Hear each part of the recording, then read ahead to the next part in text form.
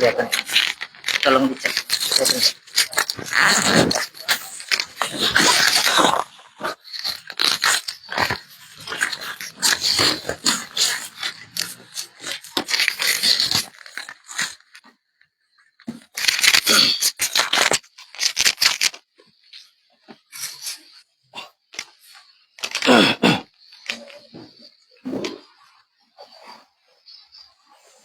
ya.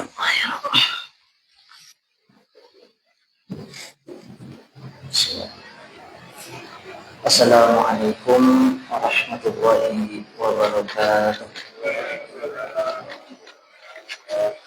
Bismillahirrahmanirrahim. Assalatu wassalamu ala rasulillah wa ala alihi wa sahbihi wa man wala. Bapak-bapak hadirin jemaah Masjid Al-Huda yang dirahmati Allah Ta'ala, bersyukur kita pada malam hari ini kita dikumpulkan kembali ke Allah Subhanahu wa Ta'ala, masjid yang kita cintai ini, dalam rangka salat maghrib berjamaah dilanjutkan dengan ta'lim. Atas nikmat ini mari sama-sama kita ucapkan lafaz hamdalah, alhamdulillahirabbil alamin. Salawat dan salam semoga senantiasa tercurah pada junjungan kita Nabi Muhammad sallallahu alaihi wasallam yang merupakan uswatun hasanah, suri tauladan kita umat Islam dan rahmat bagi seluruh alam. Mudah-mudahan kita mendapatkan syafaat di hari kiamat. Amin amin ya rabbal alamin. Mengawali kajian kita, marilah sama-sama kita sunat Fatihah dan membaca kitab al-hadini al-niyyah salihah al-Fatihah. A'udzu billahi minasy syaithanir rajim. Bismillahirrahmanirrahim. Alhamdulillahi rabbil alamin. Ar-Rahmanir Rahim. Maliki yaumiddin. Iyyaka na'budu wa iyyaka nasta'in. Ihdinas siratal mustaqim.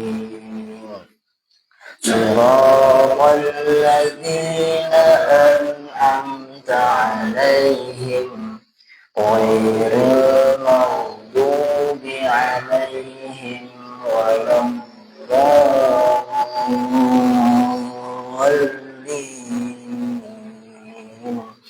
Rabbighfirli wa liwalidayya wa lil mu'minin.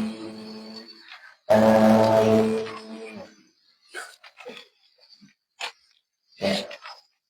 Saya punya PR yang masih apa ya, tentang anak-anak itu ya, yang memberikan pertanyaannya sangat bagus sekali, namun jawabannya sangat sulit sekali. Ya, referensi dulu ya. Saya waktu pertanyaan dulu belum saya salin ya. Ini kemarin tadi saya salin tentang anak yang belum balik, hadisnya ya. Kita lihat di sini nama disebut Ahmad, Abu Dawud dan An-Nasa'i ya. Kharaja alaina Rasulullah sallallahu alaihi wasallam fi ihda salatil ashi wa huwa hamilun hasanan aw musannan. Taqaddama wa wada'ahu thumma kabbara li salati fasallah. Pertama dulu Nabi sallallahu alaihi wasallam keluar bersama kami ya, dalam salah satu sholat Isya Maghrib gitu. Sedangkan beliau menggendong Hasan atau Husain. Kemudian beliau maju dan meletakkannya, kemudian bertakbir untuk sholat. Kemudian beliau sholat. Ini belum ya, ini masih ditaruh dulu sama Rasulullah ya. Karena Rasulullah SAW yusalli fayatil Hasan wal Husain. Dahulu Nabi SAW sholat, kemudian beliau membawa Hasan dan Husain. Fayarkadani dhahrahu. Kemudian Hasan Husain ini menaiki punggungnya Nabi. Fa'idha rafa'a ra'sahu aqadahuma. Nah, ketika beliau menaiki kepalanya, maka diambil sama Rasulullah. Keduanya diadihi dengan tangannya. Rifqan fado'ahuma. Dengan lembut, kemudian beliau meletakkan keduanya. Ini hadis riwayat Ahmad dan An-Nasa'i juga. Hasan, kalau yang ini hadisnya derajatnya Hasan. Ini masih berkenaan tentang anak yang belum sunat. Ya. Jadi kalau logikanya, kira-kira yang biasa manjat-manjat lagi kita sholat itu anak umur berapa kira-kira? Sampainya belum 6 tahun kira-kira. Di bawah 5 tahun ya kayak itu hadisnya ya. Cuman nggak dijelaskan ya umurnya berapa. Cuman kita sudah bisa mencerna itu umurnya berapa. Kita lihat lagi. An Abdullah bin Shaddad an Abi qala dari Abdullah bin Shaddad dari bapaknya dia berkata, kharaja Rasulullah sallallahu alaihi wasallam fi ihda salatil isya wa huwa hamilun Hasanan aw Husainan. Dahulu Rasulullah SAW di salah satu sholat maghrib atau isya, beliau membawa Hasan dan Husain atau Husain. Kepada Rasulullah SAW, ya, lebih panjang yang tadi dan yang tadi hadisnya. Kemudian beliau maju, bahwa kemudian Nabi meletakkannya. Meletakkan ini antara Hasan atau Husain gitu ya, karena hadisnya di sini Hasanan atau Husainan, Hasan atau Husain. Cuma kabar sholat, kemudian beliau bertakbir bersolat, Rasulullah kemudian beliau solat. Fasajada baina dhahrat salati. Kemudian Rasulullah sujud ya.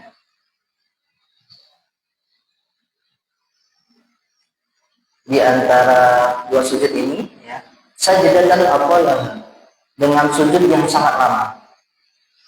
Qala Abi rafa'tu ra'si. Kemudian bapaknya ini tadi, Syaddad ini mengangkat kepalanya. Wa idza sabiyu ala dari Rasulullah SAW. Dan tiba-tiba dilihat beliau anak kecil, sobi. Sobi ini kalau secara bahasa, sobi itu anak kecil. Dia ada tingkatan. Ada sobi, ada mumayyiz, ada murahib, ada balil. Nah, ini urutannya ya, urutannya. Sobi ini di bawahnya mumayyiz. Mumayyiz itu orang yang tidak bisa membedakan, yang tidak bisa membedakan apa namanya, ya kayak bisa cebok sendiri, bisa pakai baju sendiri, ini mumayyiz. Nah begitu. Nah ini sobi, bahasanya apa? Sobi. Tiba-tiba dilihat beliau anak kecil, anak balita. Ala zahri Rasulullah SAW, di atas punggungnya Rasulullah SAW bahwa sajid. Sementara beliau sedang sujud. Raja'atu ila sujud, kemudian balik lagi dia sujudnya. Disangkanya Nabi itu ini ya, benar udah sujud, udah bangkit dari sujud gitu ya. Padahal Nabi dulu balik lagi dia sujud gitu. Falamma qada Rasulullah SAW as-shalah. Nah, tatkala Rasulullah SAW menyelesaikan sholatnya, qala ya Rasulullah, orang-orang berkata, wahai Rasulullah, innaka sajadta baina dhahrai salatika. Engkau ini sujud di antara salatmu ini nih, sajadatan apal taha, dengan sujud yang lama, hatta dhananna, sampai kami menyangka annahu qad hadatsa amrun. Kami menyangka terjadi sesuatu. Au annahu yuha ilaika, atau kamu menyangka diwahyukan wahyu kepadamu. Qala, kata Nabi, kullu dzalika lam yakun. Semua yang kau prasangkakan itu enggak ada yang terjadi. Maksudnya enggak terjadi apa-apa tadi, ataupun enggak diwahyukan wahyu gitu ya. Walaupun akan tetapi ibni, anakku, ya, jadi panggilan Nabi kepada Hasan Husain anakku ya, ibni, cucu sebenarnya. Cuman sering juga bahasa itu umum ya, kita bilangnya anakku ya, cucu bisa disebut anak ya. Tetapi anakku yartahalani fakaritu an u'ajjilahu hatta yaqdiya hajatahu. Nah, anakku ini pergi mendekatiku. Aku tidak suka segera terburu-buru sampai dia menyelesaikan hajatnya. Maksudnya itu dia sedang gendong tadi itu kan, sedang apa? Naik ke punggung Rasulullah. Enggak Rasulullah apa kan sampai pergi anak kecil tadi apa? Yang Hasan Husain ini. Hasan atau Husain gitu ya. Ya, hadis An-Nasa'i 1149, Ahmad 16.279 dan 28.265. Riwayat Ahmad ini nilai sahih ya. Nah, itu hadis dari segi hadisnya ya, berkenaan dengan anak kecil yang bersentuhan ketika lagi sholat. Anak kecil tentunya yang dimaksudkan yang balita ini ya, karena yang naik itu tuh umumnya bukan mumayyiz ya, umumnya bawah 5 tahun. Bawah 6 tahun ya. Kalau mumayyiz ini 6 atau 7 tahun ya. Nah, ini seperti itu. Sobi ya, bahasanya sobi ya, gunakan sini balita. Ya. Ya.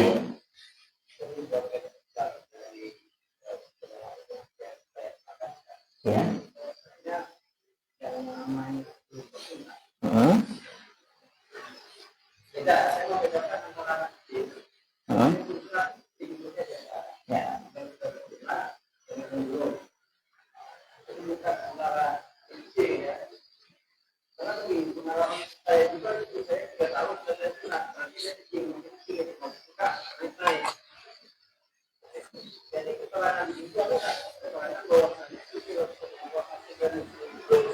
Ya, baik. Sabar Pak ya. Ya. Betul. Ya. Betul. Ya. Betul. Ya. Betul.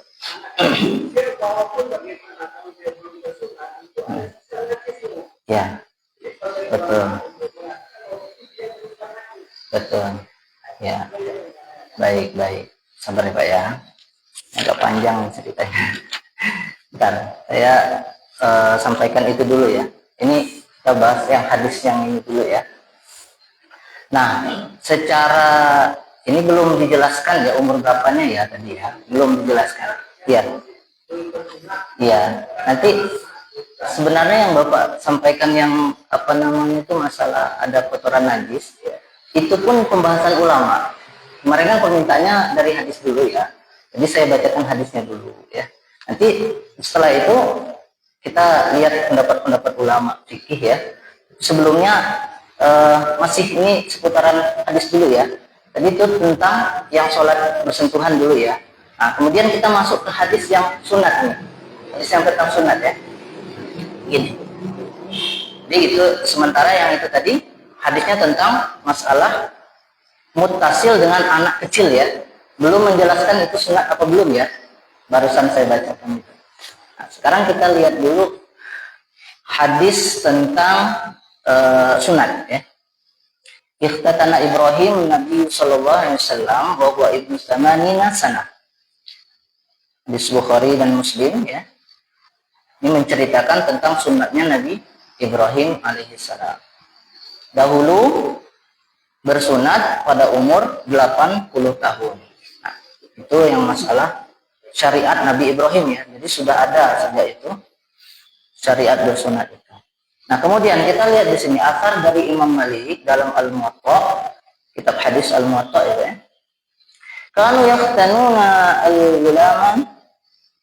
al-ghulman di sab'i sinin.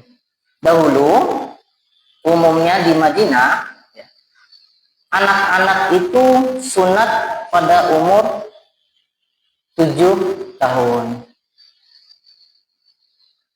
Pada umur 7 tahun. Nah, ini kan kita hubungkan sama hadis yang ini tadi. Itu. Nah, kalau yang naik tadi kira-kira umur berapa? Nah, itu maksudnya saya dihubungkan ke hadis. Sebentar. Nanti ada yang penjelasan yang apa? Yang najis itu tadi. Saya sampaikan nanti dari Ustadz Somad, dari Ustadz Buya Yahya, dari Ustadz Khalid, ya. Saya sampaikan. Ya. Ini untuk umurnya dulu ya, Pak ya. Tapi ada lagi yang lain nanti.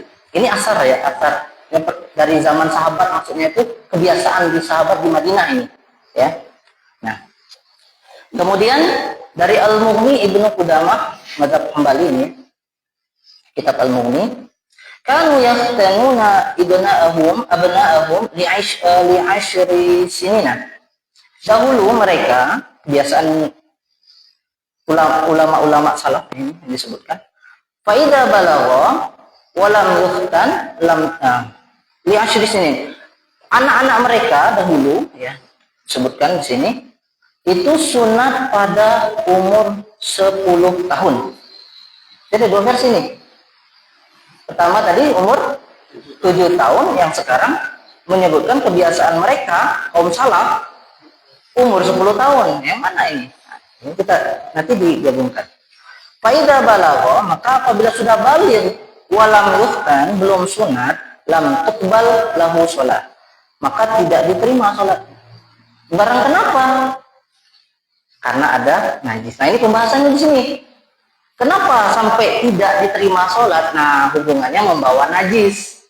Nah, inilah penjelasan ulama masuk ke membawa najis. Nah, di sini dalam mazhab Syafi'i, hukumnya sunat itu wajib.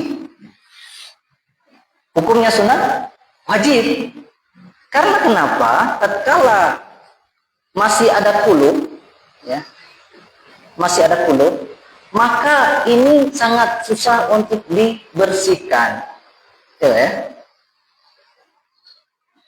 Cuman Nabi tidak pernah melarang anak-anak mumayyiz untuk sholat ke masjid. Bahkan ada hadis itu yang sop orang dewasa depan, kemudian sopnya anak-anak di belakang. Ini menunjukkan tentang kebolehan mereka sholat ke masjid. Nah, sekarang kalau kita lihat pendapatnya Ustadz Khalid Basalamah itu ya, ya sama, sebenarnya nggak ada hadis khusus yang melarang itu. Anak yang belum sunat gitu ya, untuk sholat ke masjid ya kan. Hanya saja ketika, kata beliau, ketika keluar masuk shop, apakah memutuskan sholat? Itu pertanyaan orang yang kata beliau ya. Nah, yang ini yang memutuskan shop, kata beliau. Keluar masuk shop. Anak-anak kan gitu ya, lari sana. Kampung saya tuh udah dia di sana, pindah dia ke sana lagi, dan tuh masuk dia ke shop yang ini lagi. Nah, akhirnya shop ini terputus. Maka kata Ustadz Khalid itu, wajiblah orang itu menutup shop yang anak kecil tadi keluar. Cuman masalah yang membawa najis, sebenarnya ulama itu pembahasannya gini.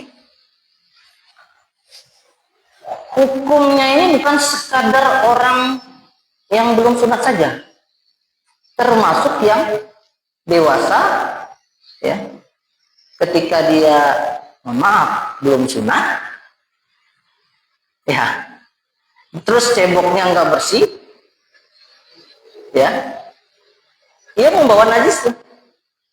Nah, cuman konsekuensinya itu apa? Sholatnya tidak sah. Sholatnya tidak sah. Nah, ketika sholatnya tidak sah, nah secara apa namanya, kita kan kalau lihat tuh dia tetap di dalam shop ya. Ketika dia ada najisnya, ya, cuman kan nggak tahu ya, apakah bersih cebok atau enggaknya kalau orang yang ini itu kan. Kayak kita tuh sama juga. Kadang-kadang tuh nggak tahu tuh orang ini kencingnya cebok atau enggak ya kan, kadang-kadang ya. Cuman kalau secara hukum, kalau semisal ada orang nih di sini dia sholat membawa najis, otomatis dia ini ada najisnya. Nah, ketika mutasil sama orang tersebut berarti orang yang sebelahnya juga kena imbas. Gitu. Nah, jadi gimana? Ya kena imbas. Gitu.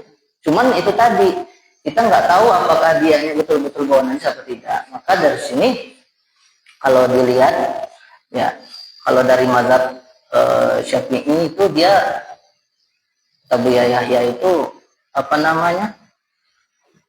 Betul-betul menegaskan kalau tidak sah begitu sholatnya, sehingga juga ya bisa memutus begitu ya. Kalau di dalam ini ya pendapat yang disampaikan beliau itu berbeda dengan mazhab Maliki, kata beliau. Mazhab Maliki masih ada toleransi karena sunat ini hukumnya sunnah muakkad bagi mazhab Maliki, bukan wajib. Sehingga apa kata beliau? Kata beliau nih, kalau kita mau berpegang teguh sama mazhab Syafi'i ya dihindari itu membawa anak yang kira-kiranya belum bersih kalau dia istinja begitu, atau dipisahkan ke belakang, dia tidak tersentuh sama orang-orang yang dewasa begitu kan. Tapi kalau kita lihat ke mazhab Maliki yang tidak apa namanya itu mewajibkan atau bisa dikata sunnah muakkad, kalau dia cebok ya artinya apa? Tetap sah gitu ya, analoginya gitu, tetap sah ya, sehingga juga dia ketika dia berada di dalam saf barisan pun dia tetap sah sholatnya, karena berbeda ini dalam segi pembahasan mazhab Syafi'i sama Maliki. Begitu pendapat yang disampaikan dia ya, ketika ibu-ibu ini kesulitan, kata beliau, anak kecil yang belum sunat tadi yang selalu naik atau waktu pas sholat gitu kan, gendong dia nih, maka ya ngambil pendapat ini tidak ada masalah nih, kata beliau ya begitu. Cuman keringanan gitu, nggak ada masalah ketika itu karena memang susah menghindari itu. Begitu. Ya.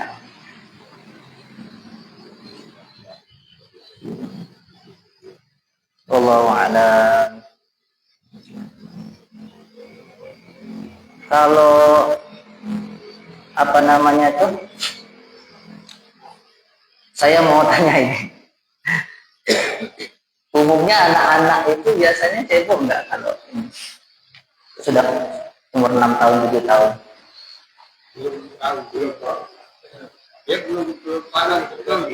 Umumnya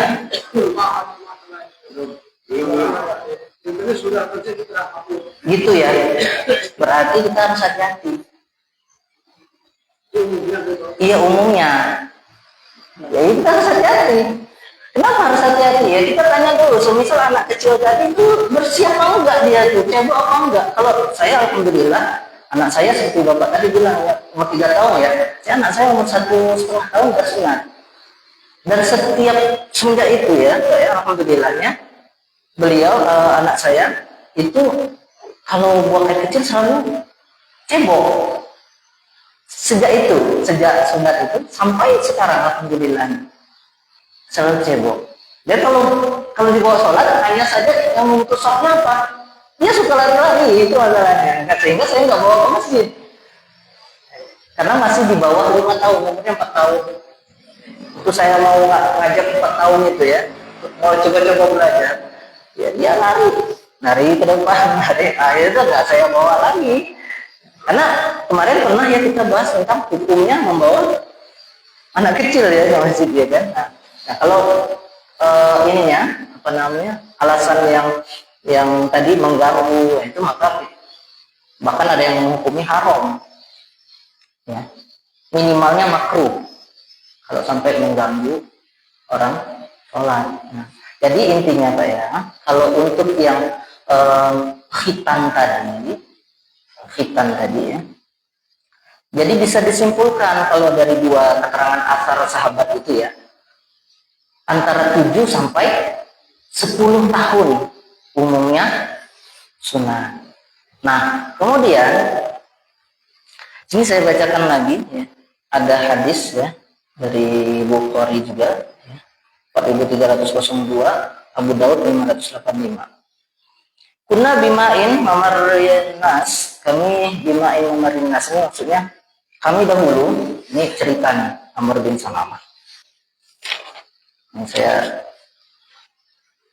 ini ya penutup pembahasan ini ya. Dahulu kami berada di satu tempat yang biasa dilalui manusia untuk mengambil air gitu ya. Kalau namanya berhenti minum lah gitu. Wakana yamuru bina rukban fayatuna. Nah, kemudian ada orang-orang yang berkendaraan, mereka datangin kami. Ya, jadi lokasinya ini tempat persinggahan lah gitu ya. Karena kebiruhum bima ja'a bihi Rasulullah SAW. Mereka mengkabarkan ya tentang apa yang datang kepada Rasulullah SAW. Jadi cerita-cerita tentang hadis diceritakannya, ayat Al-Quran disampaikannya saat itu ya. Fayaquluna inna Nabi Allah SAW yaqul kada wa kada. Ya, kata mereka nih, yang orang yang datang mampir tadi, mereka berkata, sesungguhnya Nabi SAW bersabda seperti ini, jadi gitu ya. Jadi menyampaikan kabar-kabar dari Rasulullah SAW. Fakuntu ahfidu dzalika. Kemudian aku menghafalnya. Ini dari Amr bin Salamah ya, Amr bin Salamah. Wa ka'annahum kanu ya'rifuni fajama'u abihi. Faqalu inna hadzal ghulam aqra'na faqaddimuhu. Kemudian orang-orang pun mengetahui aku kalau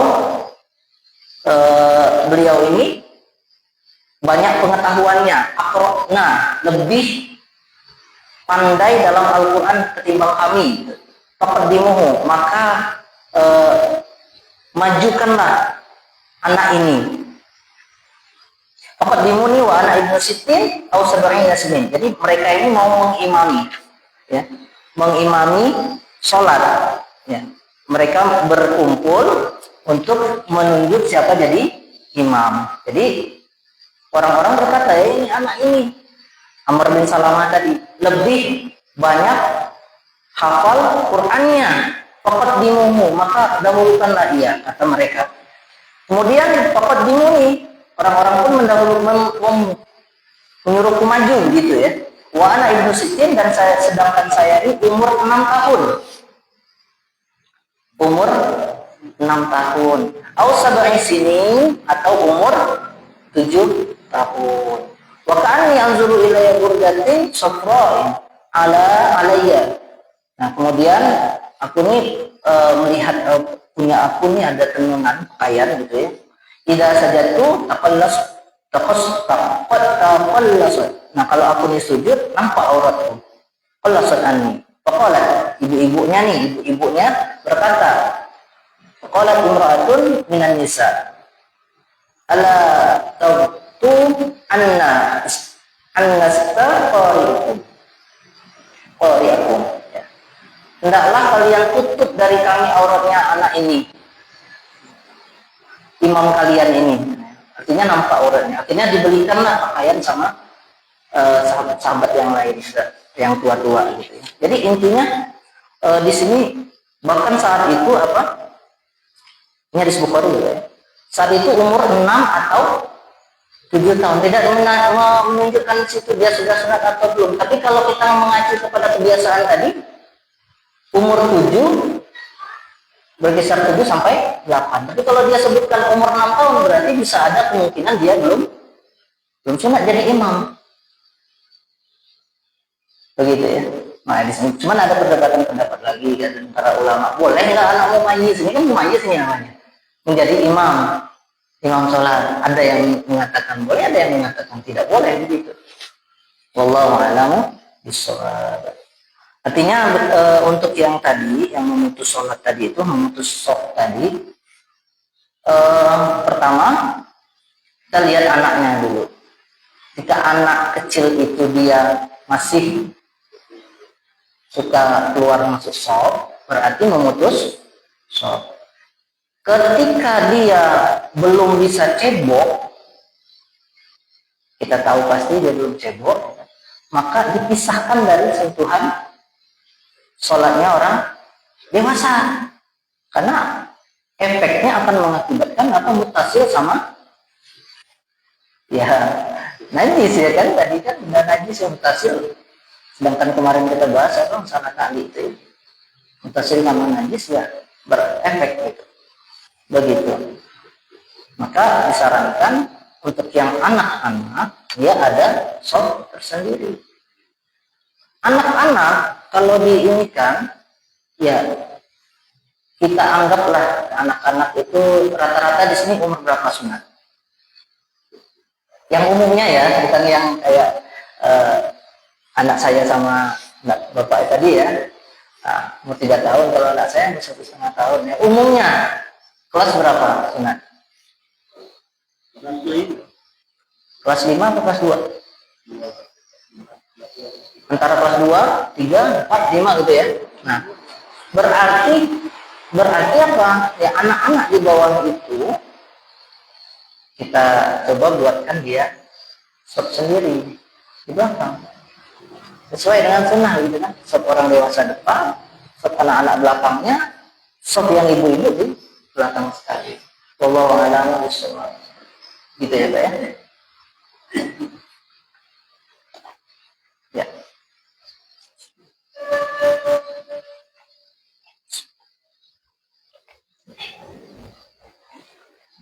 Begitu Pak. Begitu yang bisa saya sampaikan. Mohon maaf kalau ada kekurangannya ya. Begitu.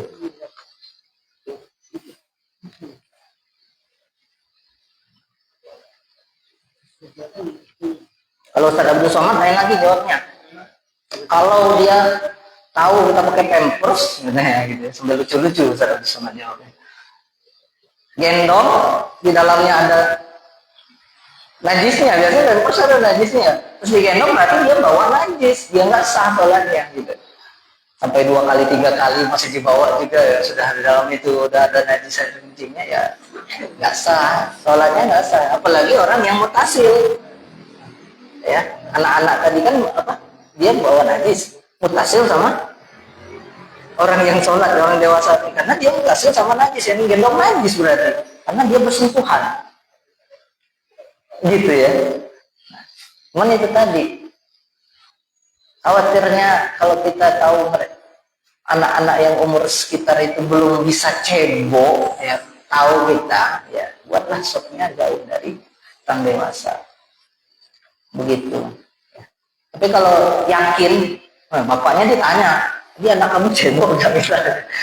Kita tahu misalnya ada anak-anak ya yang umur berapa, kelas 1 SD misalnya, anaknya tadi dicebokin nggak, diuduin nggak, ini nggak, seperti itu, nggak apa-apa. Tapi dengan lemah lembut nanyanya. Kalau kita yakin, iya sudah saya cebokin, sudah saya uduin, nggak apa-apa, dia di barisan orang dewasa, asalkan tadi dia mengetahui cara sholat seperti orang dewasa. Tapi kalau dia masih yang lari-lari, jangan, khususkan di belakang, begitu. Wallahu a'lam bishawab. Ya.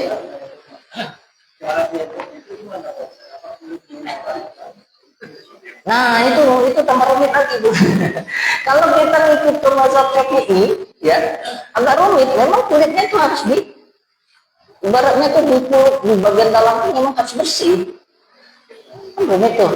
Tapi kalau kita ngikut ke mazhab apa namanya Maliki tadi, artinya kan zohirnya aja tuh udah istilahnya diinikan kan, ujungnya kemudian diinikan sampai kira-kira nggak nempel lah itu najisnya ya kan, nggak perlu sampai dibuka gitu kan, sakit sekali itu kan.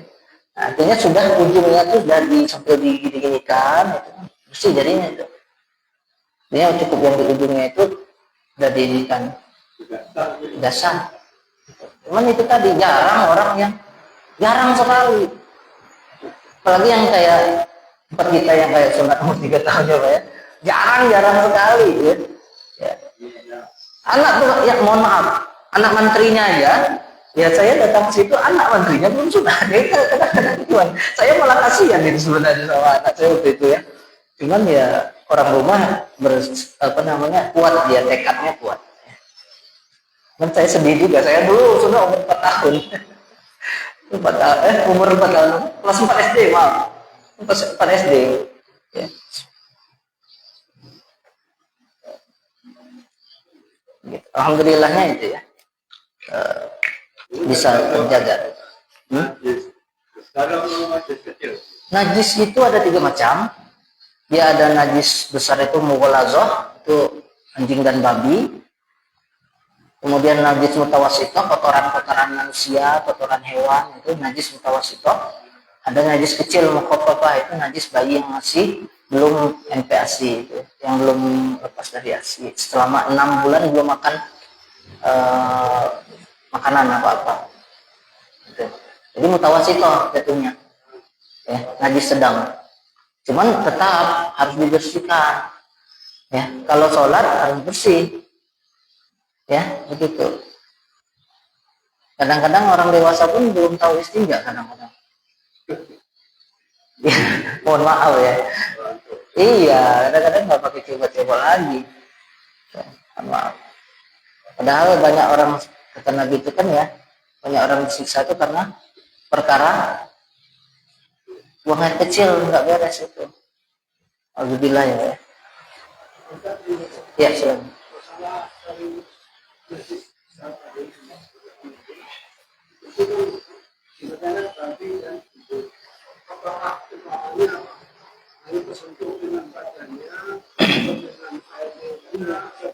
Ya, anjing dan babi. Jadi gini, dia konsepnya gini, Pak. Ketika kering sama kering, ini kering sama kering ya, tidak ada nempel apa-apa ya. Ketika basah sama kering, ada nempel? Ada. Jadi konsepnya, ketika basah tangan kita nyentuh itu berarti ada tersentuh najis. Karena seluruhnya najis itu kalau babi itu ya.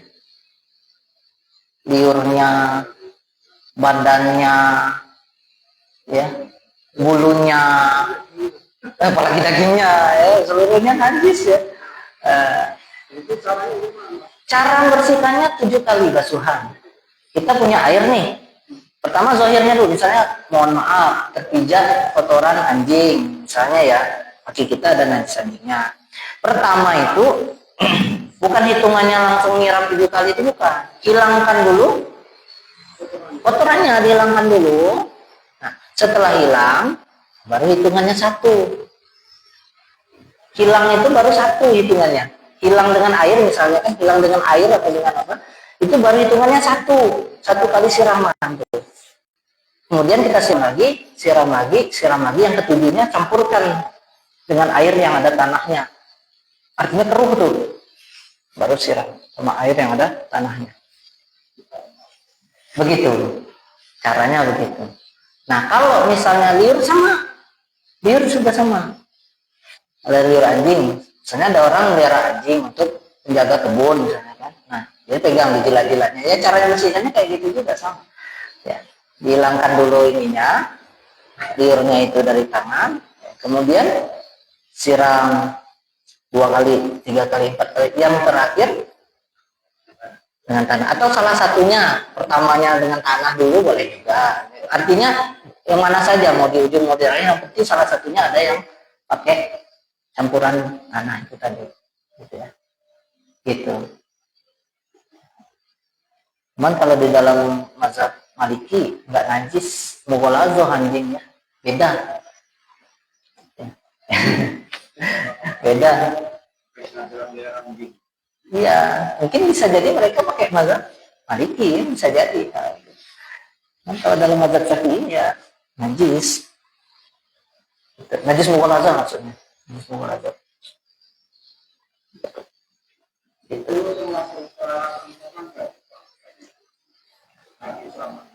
ya kalau jelas nampak di mata kita, dijilatin anjing, jelas nampak ini di mata kita, maka 7 kali juga.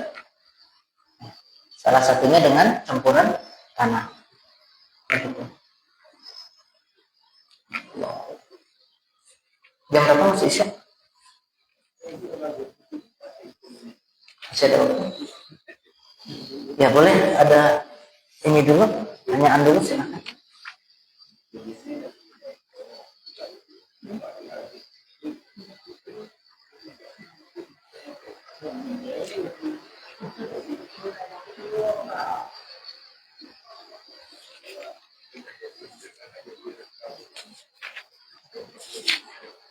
Ya, nggak ada, kita bahas sedikit ya tentang pakaian yang suci kemarin ya. Itu masuk ke syarat-syarat kemarin ya.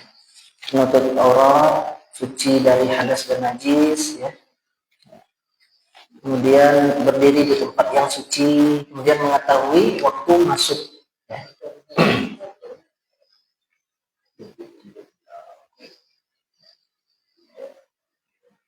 Nah, wal ilmu bidukhulil waqti, mengetahui yang keempat, mengetahui masuknya waktu. Au zanna dukhuluhu bil ijtihad, atau dia zon kemarin tingkatannya di bawah yakin ya. Ya hampir yakin gitu ya masuk waktunya dengan ijtihad dia. Kalau shalla bi ghairi dzalika lam tasya, kalau dia salat dengan tanpa itu, maka tidak sah salatnya. Wa in sadaqa waqta, meskipun berbarengan tepat apa yang dia kerjakan. Karena kenapa nggak sahnya? Karena dia dalam keadaan itu ragu-ragu gitu ya.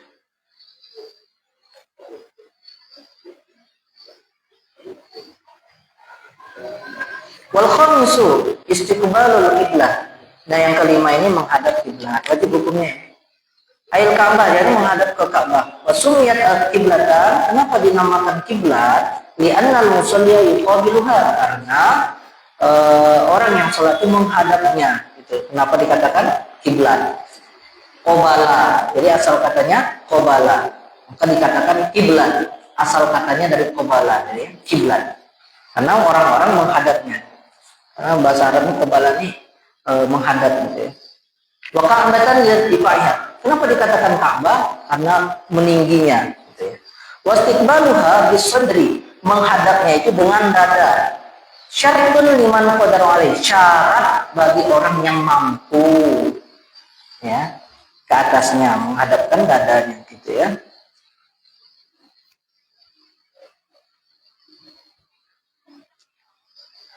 Hakikatan fil waqifi wal jalisi, secara hakikat. Jadi betul-betul menghadapkan dada ketika dia dalam keadaan berdiri, wal jalis, dan ketika dia dalam keadaan duduk. Wa hukman, dan di secara hukum ya, fil rafi', dalam keadaan rukuk, wasajid, dalam keadaan sujud gitu ya. Wa yajibu istiqbaluha bis sadri wal wajhi liman kana muqtadihan, wajib juga menghadap kiblat tadi dengan dada dan wajah bagi orang yang sholatnya miring. Orang sakit ya, kalau sholatnya miring gini ya. Jadi kita ngadapnya ke kayak gini jadinya. Muqtadihannya gini. Nah, jadi dadanya ngadap, wajahnya juga menghadap. Muqtadihan namanya ya. Nah, gitu. Wabil wajh wal akhsamaini in kana mustalqiyan, dengan wajah, dengan pandangannya ya, ketika dia mustalqiyan, terlentang. Terlentang berarti gini. Udah kan ya? Berarti gini. Ya, ada kiblat gini. Jadi kasih pantau sini. Wajahnya kan gini. Nah, kemudian ininya kayak gini. Nah, ini menghadap kiblatnya. Kalau sholatnya terlentang, khilafan lima waqa'a fi kalamil muhyi. Liman qadara alaihi, bagi orang yang mampu ya. Amma man ajiza anhu, siapa yang enggak bisa, kamarbutin ala khasyabatin fa innahu yusalli ala hasbi halihi wa yu'ayyin. Nah, siapa yang enggak bisa, maka dia sholat sesuai kemampuannya. Wa yu'ayyin, dan mengulangnya. Berarti mengulangnya maksudnya i'adah ini ya. Wallahu a'lam. Wallahu a'lam.